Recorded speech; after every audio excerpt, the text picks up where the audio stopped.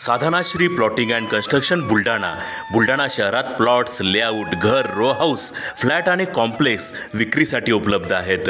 Booking सुरू आहेत. Podar layout, Sadhanashri नगर, Khondewadi, Jambharun layout, Shri Ramlalla नगर इथे बुकिंग सुरू आहेत. ऑफिस पत्ता आहे डॉक्टर लद्दड हॉस्पिटल जवळ, पार्लेवार बिल्डिंग समोर, बुलढाणा. आणि संपर्क श्री गणेश सिंग जाधव सर सातगावकर, कार्यकारी संचालक. Phone number 7385 46 66 66.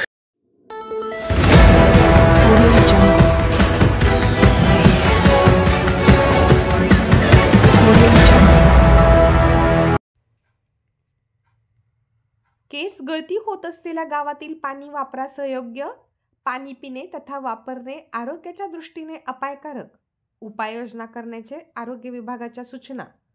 बुलढाणा जिल्ह्यातील शेगाव तालुक्यातील 11 आणि नांदुरा तालुक्यातील 1 अशा 12 गावांमध्ये मागील महिनाभरापासून काही नागरिकांची केस गळती होऊन टक्कल होण्याच्या घटना समोर आलेल्या आहेत.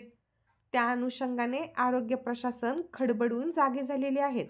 दरम्यान शेगाव तालुक्यातील माटरगाव या गावात सध्या 19 रुग्ण केस गळतीचे असून आरोग्य विभागाने या गावाला होणारा पाणी पुरवठा, स्त्रोताच्या पाण्याचे नमुने घेऊन तपासणी केली असता सदर पाणी हे पिण्यास आणि वापरण्यास अयोग्य असल्याचा निर्वाळा देण्यात आलेला असून याबाबतची माहिती ग्रामपंचायतला लेखी पत्राद्वारे कळविण्यात आली आहे.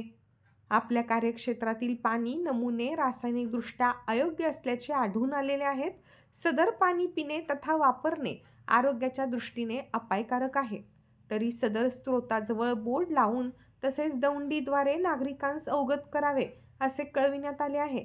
यामुळे खळबळ उडाली असून 12,000 लोकसंख्येच्या या गावात शुद्ध पिण्याच्या पाण्याचे नियोजन केले जात असल्याची माहिती ग्रामविकास अधिकारी R. सावरकर यांनी बोलताना दिली.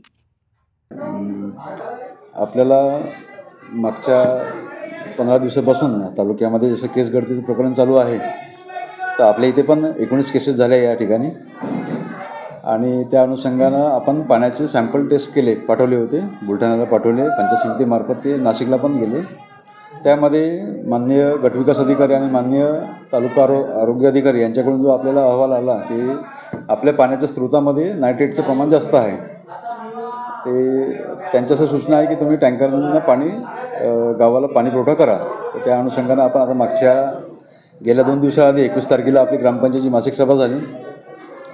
त्या सभेमध्ये आपण टँकरनं पाणी पुरवठा करण्यासंबंधी चर्चा करून त्याला मंजुरासुद्धा घेतली. यामध्ये आपण आता गावाच्या आजूबाजूला जर पाण्याचे स्रोत पाहिले तर एवढे पक्के स्रोत नाही आपल्याकडे. जिथं आपल्याला आपली गावाची लोकसंख्या जशी 10,000पेक्षा जास्त आहे, तर आपल्याला मोठा स्रोत लागते. तर त्यासाठी आपण वारीवरून जो सप्लाय शेगावला येतो, तर त्या ठिकाणी आपण पाण्याचे स्रोत घेऊन गावाला टँकरद्वारे पाणी पुरवठा आपल्या पंप हाऊसला येईल. आणि पंप हाऊसमधून ज्या पद्धतीनं गावामध्ये सध्या वितरण व्यवस्था चालू आहे, त्याप्रमाणे आपण पाण्याची टँकरद्वारे पिण्याच्या पाण्याची व्यवस्था करू. सध्या ते प्रोसेसमध्येच आहे. तर 2 दिवसाआधीच मासिक सभा घेतली.